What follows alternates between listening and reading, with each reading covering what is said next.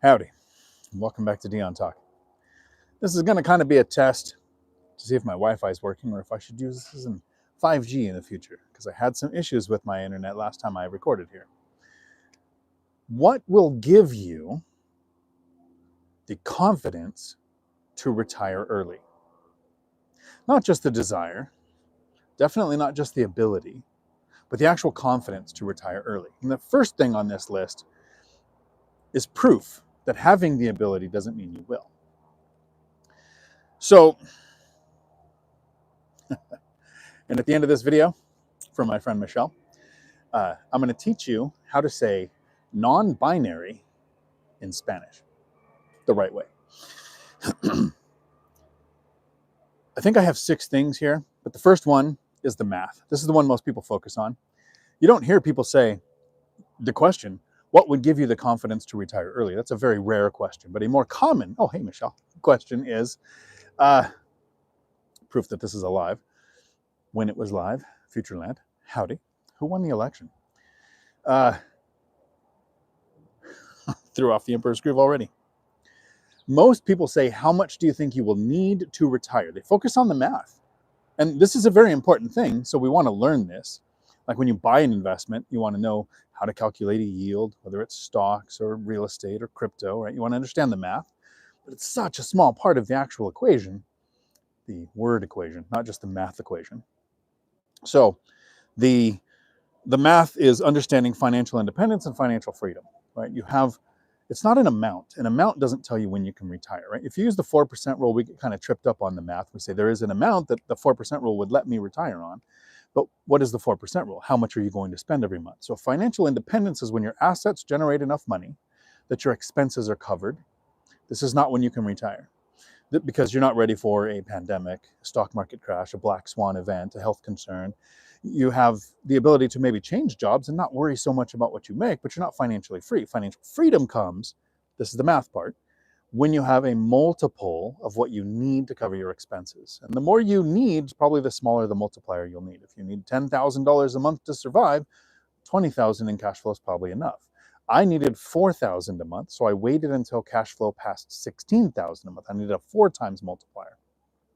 That's not when I retired.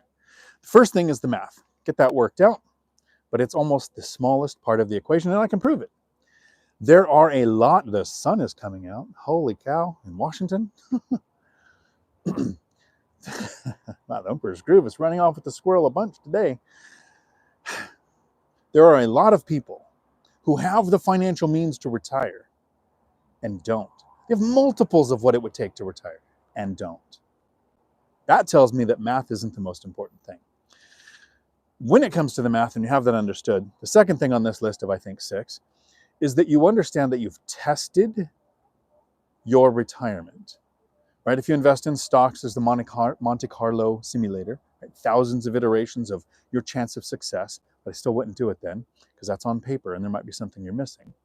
What I did is I reached financial freedom in 2018. I continued to work till 2022 because I loved my job, but also I had 4 years where I didn't touch a penny of money from my job. And my job actually had worse income because it was selling my life 1 hour at a time, which is taxed the most. So I actually had a higher tax obligation during those 4 years.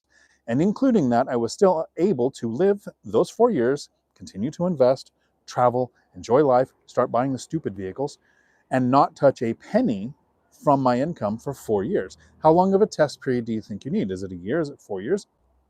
Is it, I believe, not just the Monte Carlo test if you're a stock investor, but a period of time where you live off of your investments and you just bankroll the money from job, which does give you the ability to keep investing that. The third thing is, this is where the confidence, right? These are the things that give you confidence to retire, not the ability, right? Cash flow and multiples of what you would need give you the ability, but that doesn't mean you're confident. Right? What if all the what ifs come in? So you've tested it now. That gives you a little more confidence. Invest in an asset class that covers the third problem. That if you cover this is where confidence comes from. Your investment strategy should cover inflation. Right? If you retire on a pension, your annual cost of living increase that goes along with that inflation, average inflation rate, might not be enough. Because those numbers are sometimes skewed. They use owner equivalent rent. They don't go out and see what rents are actually doing. They go out and ask owners of properties, what do you think you could rent your property for? So they give you a very skewed inflation rate to base that cost of living off of, instead of owning assets like stocks and real estate. Look at in crypto, the best performing asset of 2023, something I do not invest in.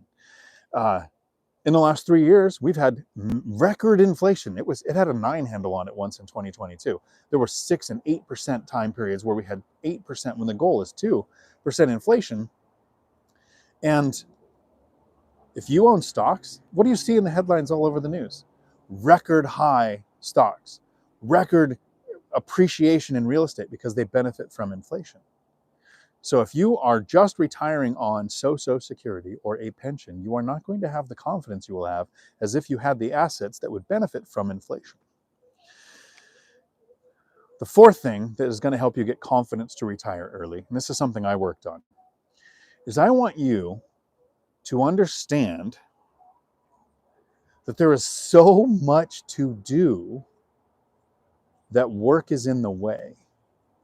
Right? When you're working, you can't see this. This is a metric that's veiled from you by fatigue, by exhaustion, by your schedule. If you work 5 days a week, a minimum of 8 hours a day, most of us like me worked 50 to 60 hours a week, and you get off and you are just wiped out, the idea of going paddleboarding, scuba diving, or hiking, or anything that involves energy isn't even really on the list, except for a few rare people who get up early enough to work out before they go to work.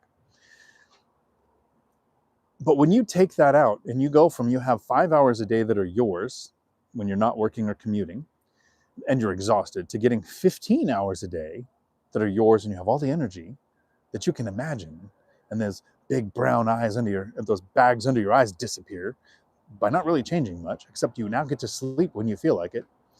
There is so much to do that your schedule, it's actually a question came in recently. How do you respond now that you're retired that so many people can reach out and ask you to volunteer your time for them? I don't have the time for any of that. I had more time to do that when I was working because I knew when I got off and I knew when I'd be tired and I knew when I didn't plan anything. And that gave me time to help people, to do more things for people. But once I retired, I don't actually plan things, but there is so much every day. I'll literally make a plan. Okay, tomorrow, I'm going to do nothing. And then by 10 a.m., I've done more than I did in a week when I used to work. Work is in the way. That's the fourth thing. As soon as you realize that. The fifth one, this is the most common question when it comes to I would retire early, but this is the problem. Healthcare. Once you realize how simple the problem of healthcare is to solve, the confidence to retire early can happen. You need to eat. I went and bought some food this morning. Check your emails. Subway has a $6 foot-long deal today where you put a code in. So Subway, meal of the day. You need to travel. You need to have transportation. You need to live somewhere, right? We can't all house hack a place where we're paid to live there. You have these expenses, and we think I'm going to retire early. I would have money to pay for food. I would have money to pay for transportation. I would have money to pay for, right? We all plan on these expenses, but everybody, their brain breaks when they think of healthcare. Thank you, Chester, for the super chat. I appreciate that. Michael Zuber from One Rental at a Time does have a shirt that says, I used inflation to get rich. Ask me how. It's a feature, not a bug. That's not on the shirt. That's what he says. And I agree, because inflation is making me richer, making retirement better. An asset for every expense. I live in a duplex where I'm paid to live here. Tenant pays the other side. I don't have a mortgage on this place currently. I used to live in a fourplex where I was paid to live there. Before that, I lived in a duplex where I paid something to live there.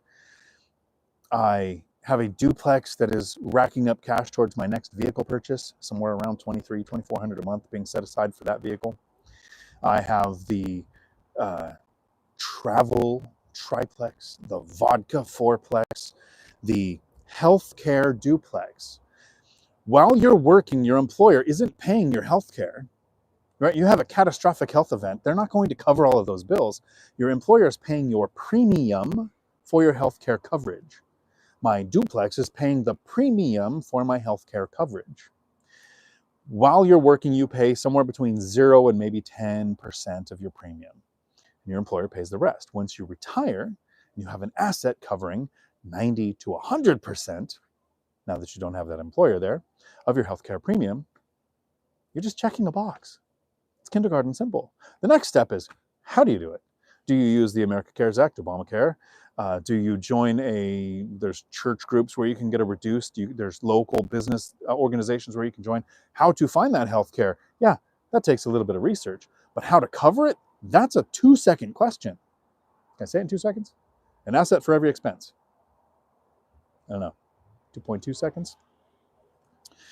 The sixth thing, and this is the most important one to me, the one that gives you the actual confidence to retire, removes all of the doubt, and let me in 2022 pull the plug to walk away from a job where if you searched higher education, if you searched transportation, if you searched CDL training, if you searched vocational school on the West Coast, my name came up. This is what I was known for. I testified on bills. I was on committees. I was on the Lean Six Sigma testing coordination group for the Department of Licensing for Washington. I was involved in everything here. And how much do you think my identity was tied into that?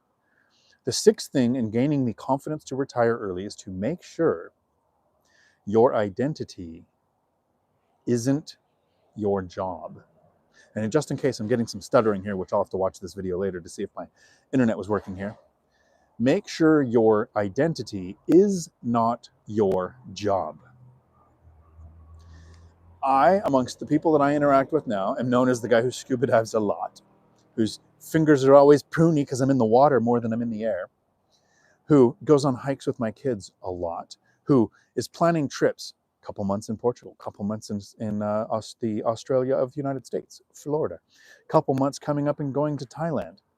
I'm known as the person who does all of these things. I'm no longer identified by the trap, that drug that kills your retirement. Your job being your identity. You may actually need to replace a work wife. Don't let your identity and your marriage be wrapped up in your employment. And the thing I'll wrap this video up with, only for the people who have a sense of humor, who stayed, because at the beginning of the video I said I was going to teach my friend Michelle, who is from Colombia, that I speak a little Spanish, and I'm going to teach you how to say non-binary in Spanish the right way. No binario o no binaria, depending on the gender of your subject.